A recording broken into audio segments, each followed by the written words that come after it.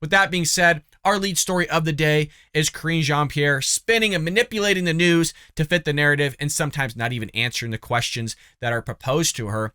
But we have this Peter Doocy, the reporter of Fox News, deucing it out with Karine Jean-Pierre. Without further ado, let's go ahead and roll this clip between the two. Decision. Go ahead, Peter. Thanks, Karine. Why do you think it is that 88% of people in this country polled by Monmouth think the country is on the wrong track? So I'll say this. The president understands what the American people are going through.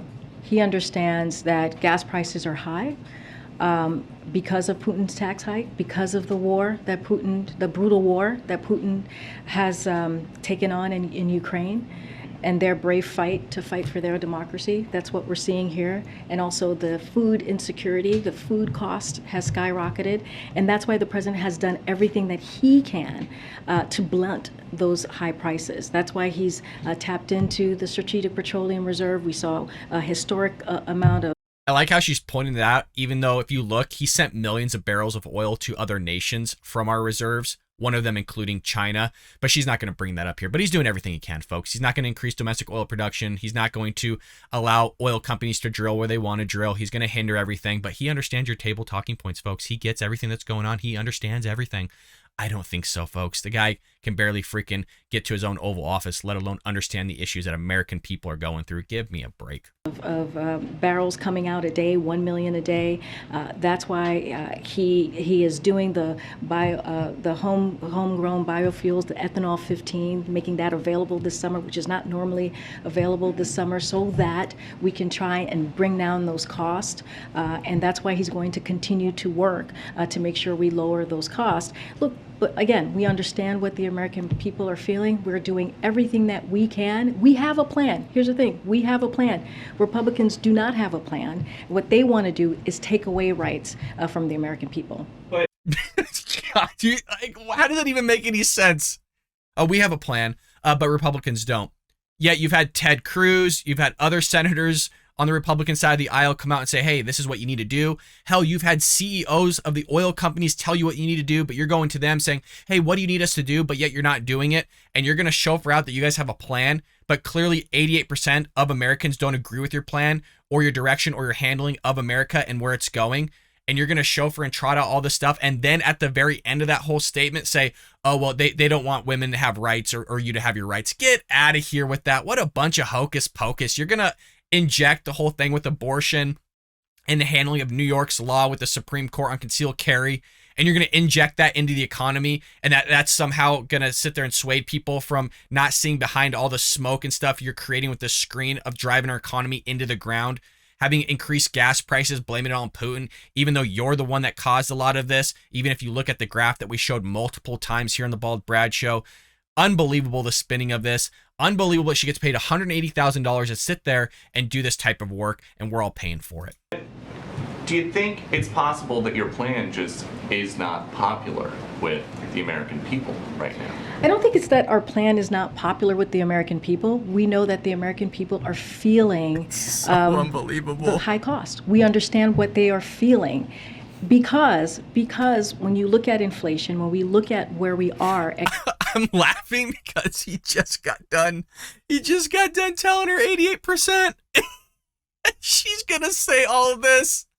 Oh God, I'm sweating. I'm trying to hold it together for y'all because I know you want to listen to it, but I can't get through it. I just can't get through it. Oh, I'm so sorry. Economically, and we are stronger economically than we have been in history. When you look at the unemployment numbers at 3.6%, when you look at the jobs numbers, more than 8.7 million of new jobs created. That is important, but we understand that gas prices are high, and we understand that food costs are high, and that is because of a once in a generation pandemic and also Putin's war, and that's just the facts. So if you think that your plan is popular with the American people, is it just that the plans are not being communicated properly, and is that why the communications director is leaving? Damn! Peter, the line of questioning here, like I said, folks, the guy deserves a raise at Fox News. If anybody at Fox News listen to this, one, have me on your program, and two, give this man a raise, okay? Woo! Let's see if she answers this.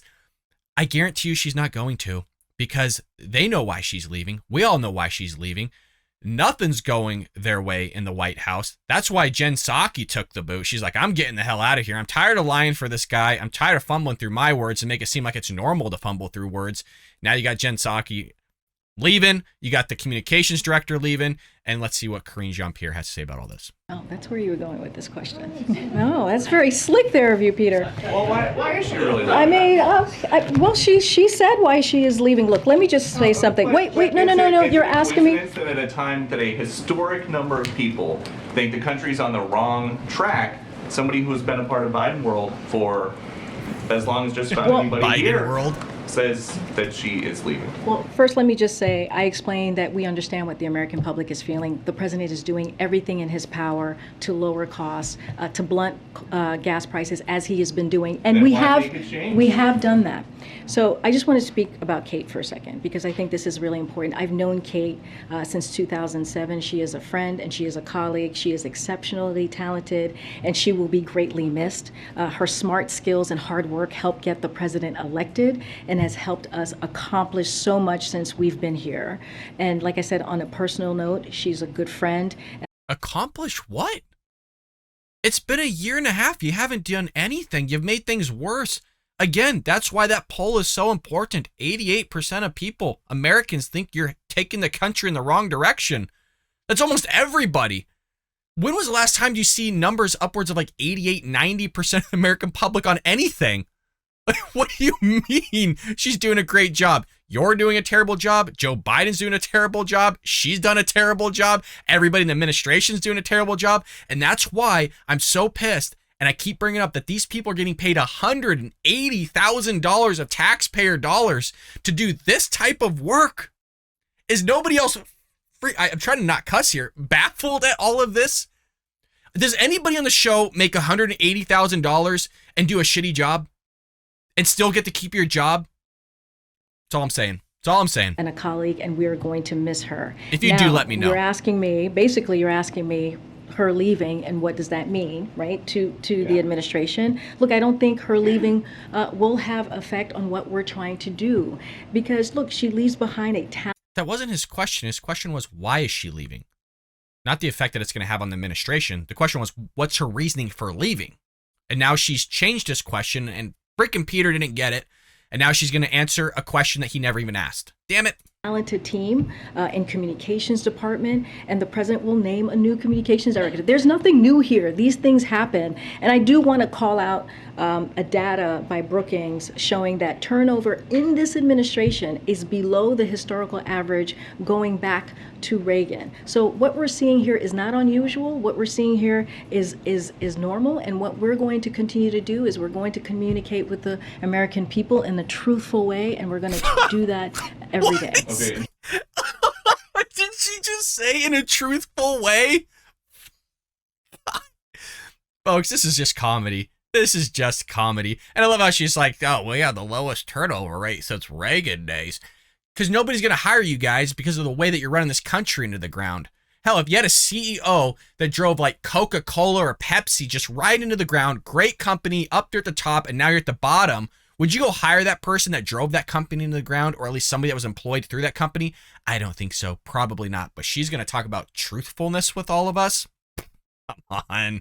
Just a different topic. The largest labor union in the country, the National Education Association, had been proposing a resolution for future contracts to replace the word mother with birthing parent. What does the president think about proposals like that one? So we're not the NEA, and I would refer you to their team about that particular The vice president just spoke. The question was, what does the president think about that? Nobody's asking her what her thoughts are on the NEA. The question was asked, what does the president think about that? Okay? And she's not going to answer it typically. At that conference, though, the first lady's a teacher. The president says he's the She's most a member of- pro-labor president ever. Does Absolutely. he support proposals like that one? Does he think that is an important priority for... And the First Lady is a proud member of the NEA. I am not going to speak about an organization's policy or change of policy. I am not their spokesperson, not something that I'm going to do. Yes, the vice president was there on Tuesday. She spoke at NEA, and when they did regular order, when they did their regular business, she left. So she was also not part of that discussion. Look, this is a policy change. That is not something that I can speak to. I refer you to NEA. I'm not their spokesperson. We know that you're not their spokesperson. That wasn't the question. And then Peter Doocy followed up saying, look, the first lady is a teacher. Biden advocates for teachers. So what do they have to say about this? Well, I'm not their spokesperson, so I'm not going to speak on behalf of the NEA. Nobody's asking you to do that, lady. Nobody's asking you to do that. So you're telling us that you're listening to a question in real time. You can't understand that question.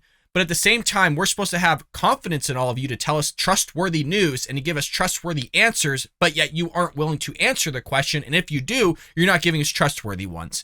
I see how all this works. Just lovely. Well, it doesn't go any further than that, folks. She doesn't have any answers regarding what just took place with the NEA saying they want to get rid of father and mother from the language and use birthing and non-birthing person. Furthermore, they're trying to push mask mandates as a permanent thing within your schools.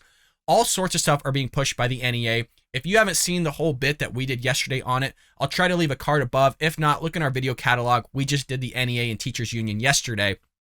Truly mind-blowing stuff. I hope you enjoyed that clip from the Bald Brad Show. If you did, make sure to hit that subscribe button so you can stay up to date on all our future content.